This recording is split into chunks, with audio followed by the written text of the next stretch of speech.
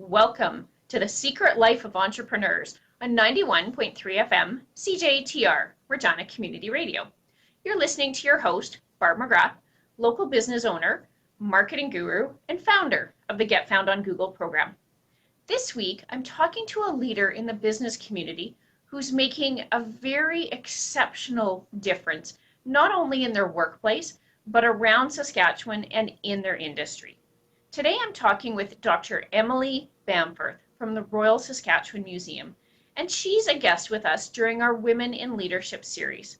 Stay tuned to learn her secret about what makes her tick, what makes her get out of bed so early in the morning, and her role as a leader in our business community. So let's get started. Let's welcome Emily. Good morning. Good morning. And how are you this morning? Feeling good. Good. That is fantastic. So Emily, start us off. Tell us a little bit about yourself and your role at the museum. So I'm a paleontologist. So I study ancient life, which is what we study. We study ancient life using fossils. And so I have a lot of different things I do in my job. This time of year in the summer, we're out in the field collecting the fossils, as well as all of the information that goes with the fossils. So the kind of rocks they come from and the kind of animals and plants that are associated with them. We bring all of that back here to the T.Rex Discovery Centre in Eastend. And throughout the winter, we prepare those fossils, we catalog them into our collections.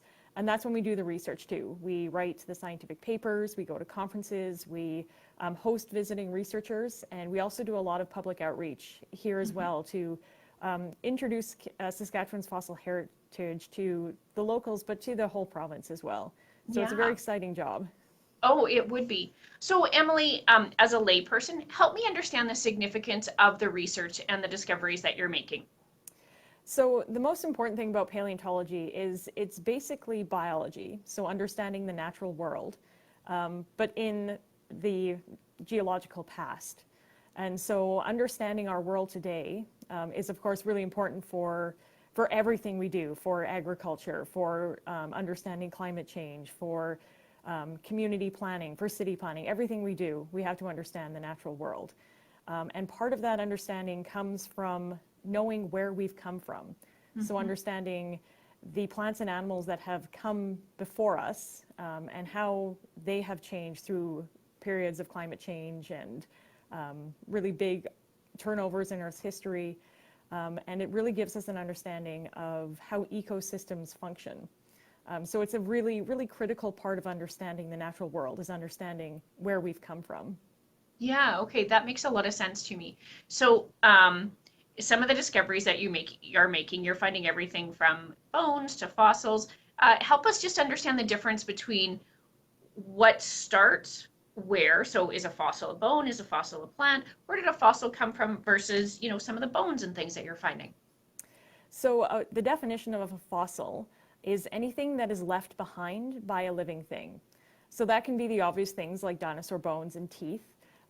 It can also be things like snail shells, plant impressions, fossilized wood or coalified wood, even things like dinosaur footprints or fossil poop, what we call coprolite. Is also a fossil. So, and also little things like burrows that were left by worms 60 million years ago. Oh, we call those trace fossils, but they're still fossils. So anything that's left behind by a living thing is a fossil, and paleontologists study all of it. Even like chemical signatures left by life are a type of fossil or a biological footprint.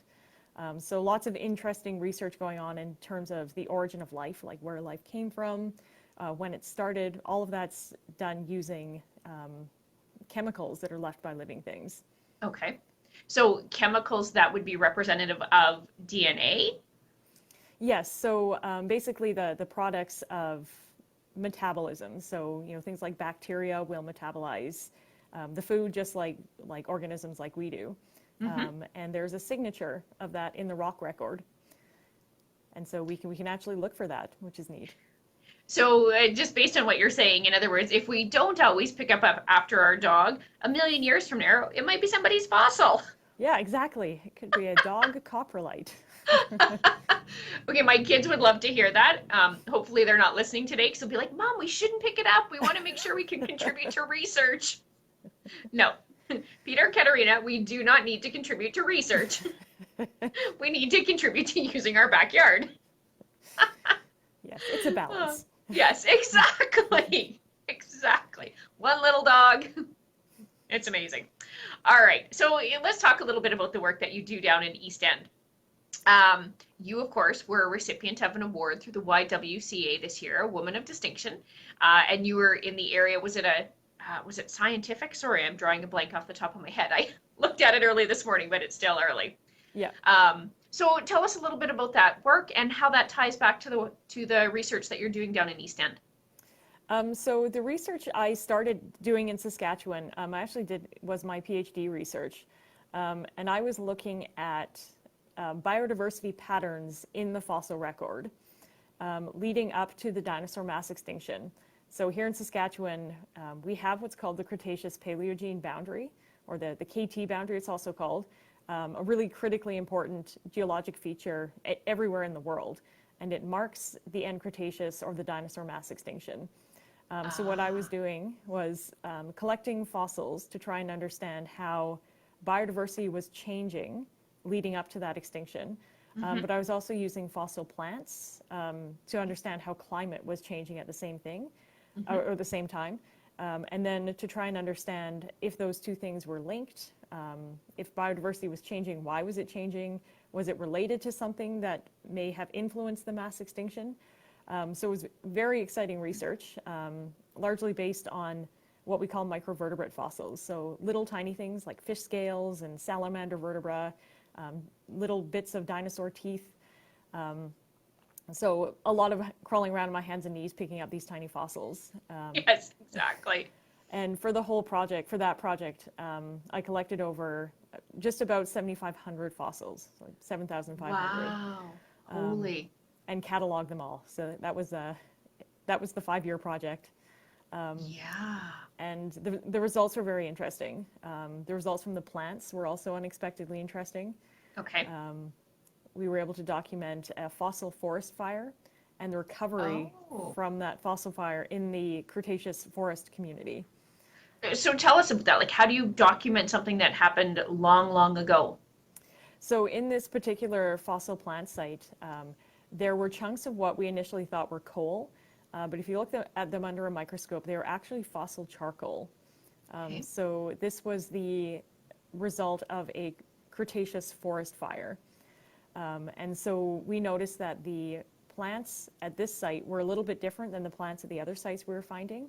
And when we looked in the modern plant communities, we realized that the one site had what are called early succession species, so species that come back right after a forest fire. Okay. Whereas the other sites were more mature forests. So we were able to document a recovery from a forest fire in the fossil record. And that was a first. So that was pretty exciting. Yeah, no kidding. Like, that's huge. So you talk about being able to document the recovery, though. Do you just simply mean the reforestation, like the regrowth? Or when you say recovery, what do you mean?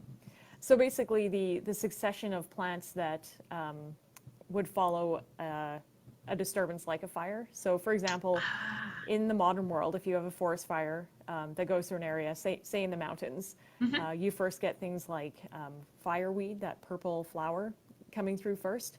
And then you start getting low-growing shrubs, and then the deciduous trees come back, and eventually you get the big conifers growing back again. So that's what's called ecological succession. And so we were seeing a snapshot of that in the fossil record. That's very cool. When you say you had to catalog all 7,500 items, does that mean identifying which species it was, what the fossil originally was? That's what cataloging looks like? Yeah, so it's, I identified all of the little pieces, and then they all get a number as well. So it's kind of like when you go to a library and all of the books have got a number, and that's how the librarians know where to find them. Right. It's the same thing with the fossils that we have in our collection. They all have a number so that they're easy to find if we need to find them again. Mm-hmm. Where are they stored? That's a lot of fossils to store in somebody's basement. So all of the fossils that I collected, those 7,500 are currently at the T.Rex Discovery Centre. And here we have about probably close to 100,000 fossils here in the T.Rex Centre. 100,000? Yes. Holy. We have a lot of fossils. Wow. Okay. Yeah, that puts it in perspective. I had no idea. And everything from like a little tiny fish scale to a T-Rex skeleton. So all kinds of sizes. And then we have a collection that's about twice as big at the Royal Saskatchewan Museum in Regina. So how do you document the year or the approximate year? So how we date fossils. Yeah. We're lucky here in Saskatchewan in that most of our dinosaurs are from what's called the latest Cretaceous period. So that's right before the mass extinction.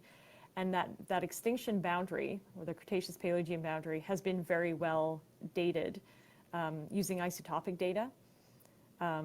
So basically, you can use the degradation of isotopes to be able to tell how much time has elapsed since they were deposited. So the Cretaceous-Paleogene boundary has been very well dated. And so we know that most of the fossils we find from that group of rocks, we know the age, because it's kind of associated with that. Elsewhere, we use what's called biostratigraphy. So based on what animals are in the rocks, we get a sense of how old they are. And we also can look for certain types of fossils. So there's a kind of pollen that is only found in sort of about in 1/2 million year interval. So if we know that, if we find that, we know how old that particular rock is. Yeah. Okay, so why is Eastend such a hotbed for all of these discoveries? So the southwest corner of Saskatchewan is the province's fossil hotspot. And that's largely just due to the kinds of rocks that are exposed here. So paleontologists, we do like to dig, but we don't like to dig really, really deep. And so we look for where rocks are exposed, or fossil-bearing rocks. And usually what we'll do is we'll find a piece of fossil sticking out, and if it's still going into the hill, then we'll dig it out. So the southwest corner here just has the most exposure. It's basically the place that is easiest to dig for the kind of fossils that we're interested in. Okay. So does that mean that there was more, dinosaur and whatnot in that area at some point in time, or was it probably spread throughout the province, but as you say, it's just that it's been exposed based on that location? There were probably dinosaurs everywhere. There were probably dinosaurs all across Canada. But when the glaciers came through, they basically scraped all of the rocks that had the dinosaur fossils on them, scraped them completely off of the eastern part of the country. Except for there's a few places in the Maritimes where you find dinosaur fossils, but most are out west here. And that's largely due to the fact that the rocks here are exposed, like the glaciers scraped the rocks down to that level. Right. And also we have these big valley systems that were created by the glacial meltwater. So the Frenchman Valley, like we have here, that's a great place to find exposure. Right. So I haven't been down to Eastend for a few years now. Are people still able to come and go everywhere, or are there certain parts of the area that are closed off because you guys are doing some digs right now? So a lot of the work we do in the Eastend area is on private land. And so we have to get the landowner's permission to go out there. And so because it's on private land, it's not generally accessible to the public. Exactly. Just out of respect for the landowners. We do have a few sites that are on public lands. And there's one site here that we actually take people to. It's one of our fossil mammal bone beds. Okay. But really anywhere around this area, anywhere there's a road cut, or so the valley side, people can poke around and generally find things. And again, that's public land. So. Oh, wow. So just somebody walking around might actually find something of value. Yes. Or of interest, I guess. Yeah. Yeah. And also Lake Diefenbaker or along the shore of the South Saskatchewan River is a place where a lot of people find fossils. We often get phone calls from people who have found fossil shells and ammonites, like the squid-like animals, along Lake Diefenbaker. So that's another good place to look. Oh, very cool. Okay. All right. Let's go back and talk a little bit about the YWCA award. Are you hearing some feedback too, Emily? A little bit. There's a bit of a lag between the phone and the Okay. Facebook. And you have the headphones plugged in, right? Yeah. Okay. Okay, so we'll keep going. Hopefully the static is not too bad. I'm watching the monitors here, and it doesn't appear to be too bad. So we'll just kind of keep an eye on it. Let's go back to the YWCA Women of Distinction Award. So tell me about that award. Did you know you had been nominated? And what's the significance of something like that to you? I did know that I had been nominated by the Friends of the Royal Saskatchewan Museum, but I absolutely did not expect to win. Like, it was a huge surprise to actually be a recipient. And you know, afterwards, I said that to people, and they're like, "What, really? Like, you were the obvious one." So it was. I was truly honored. It's really nice to be recognized for the work that you do that you don't necessarily think people appreciate, or not what I mean. You don't necessarily think people appreciate it in the way they do. Yes. And so it's very empowering, and again, it's very humbling to have that kind of recognition. Absolutely. Yes, absolutely. And I think one of the things that I really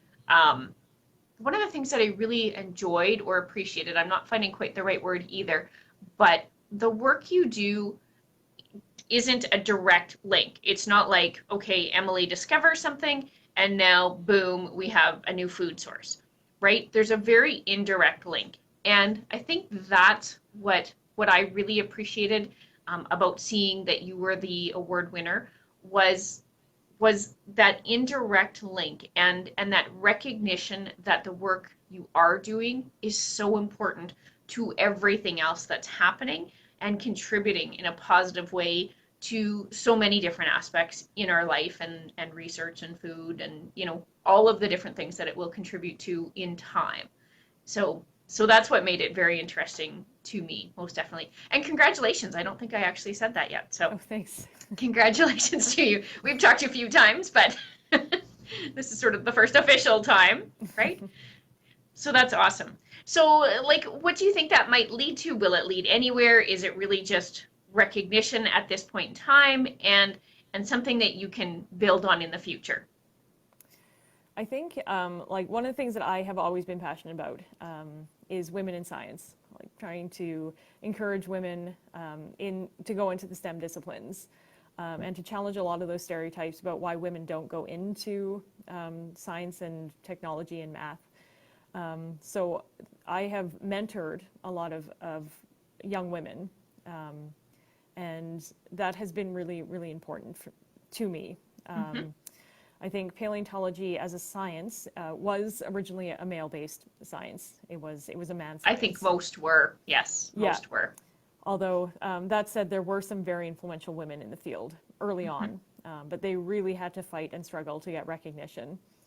But even though now I think there's about an even split in paleontology students, so 50% men, 50% women. But we still suffer from what's called the leaky pipe phenomena, which is where if you get into the professional realm, there are still far more men. And part of that is generational, but part of it is still just women not going into paleontological professions. Okay. So sorry, tell me a little bit more about that leaky pipe. That's a new phrase. I haven't heard that before. Oh, so it's basically it's a phenomenon that is common to a lot of STEM disciplines where a lot of women go in to study it and even get degrees in it. But when it comes time to actually get a professional job or a career, about half those women disappear and go into other professions. That's interesting. And so is that simply based on now hiring practices? So the men are being hired for the jobs where women aren't as much, and so they need to find a job and they end up somewhere else? I think it's partly that. I think it's also the difficulty of having a family and a field-based science. So in my job here, we're in the field for 4 months of the year, and that means kind of weeks away from home. And I know I have a cat and a dog, and it's hard enough to try and coordinate with the cat and the dog when I'm going to be away. So I imagine having a family would be much more difficult. Yeah. And so I think it's getting a little bit better, but it's Okay. still something that is very much something that I'm interested in helping to get more women into paleontology as a profession. Mm-hmm. Yes. Well, when you and I had our sort of introductory conversation, of course, I talked about my daughter, who she always asks who's going to be the next guest on my show. And so I was telling her a little bit about you and the award you won and the work you do. And she's one of those kids who has to really stew and chew on everything. So she stewed on it for a while, and then she was like, I don't get it.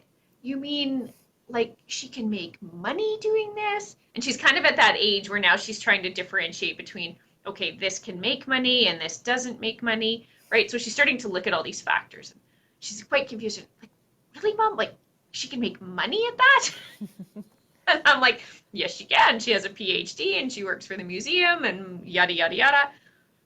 Okay, well, wait a second, she says. She's got to process all of this. So first it was the financial aspect, and then I think her second question was trying to process like what you actually do, what a day looks like, right? And I thought, well, that's a good question because I'm sure your days are very different, but can you talk about what a typical day might look like? Sure. So like this time of the year, when we're out doing our field work is largely that, digging in the dirt. Mm-hmm. So a lot of the work we do is in kind of isolated places, as you can imagine. Sometimes very rustic, as in like there isn't even an outhouse. Yep. But a lot of times, like the work we do in Grasslands National Park, we do a lot of work down there. We are still tent camping, but you know, there's things like there's water that comes out of a tap that you can drink. It's a That kind of luxury thing. all of a sudden, isn't it? Yeah. And so that kind of field work where we're actually living in tents and going out every day and digging and bringing things back. I really love that kind of being out in nature. I'm very much an outdoor person. So that kind of speaks to my desire to be out digging. So if we're doing that, we basically we head out into the field. We're usually carrying shovels, pickaxes, all of our field tools, lots of water. Almost all of our sites are very hot and dry, so we have to make sure that we have enough food and water for the day. Yeah. Sometimes we go out looking for things to dig up, for lack of a better word. It's a process we call prospecting. Okay. So that's basically just walking the hills looking for fossils that are either in the ground or plant fossils you have to dig for. So basically just digging test pits and things like that. Ah. And if we find something, what the process is basically you remove the rock that is over top of the fossil layer. It's what we call overburden. And that's a lot of physical pickaxing and digging. Yeah.